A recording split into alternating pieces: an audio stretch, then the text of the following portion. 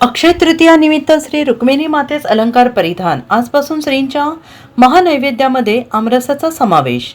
हिंदू वर्षातील महत्त्वाचे 3.5 मुहूर्तांपैकी एक अक्षय तृतीया एक मुहूर्त आहे। हिंदू धर्मात या सणाला विशेष महत्त्व असतं।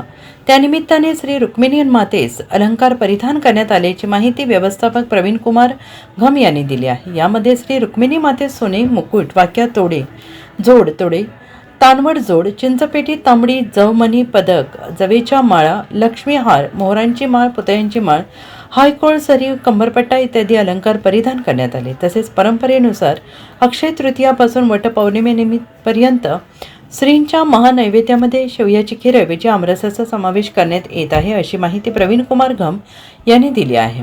Bureau report, SPN Marathi.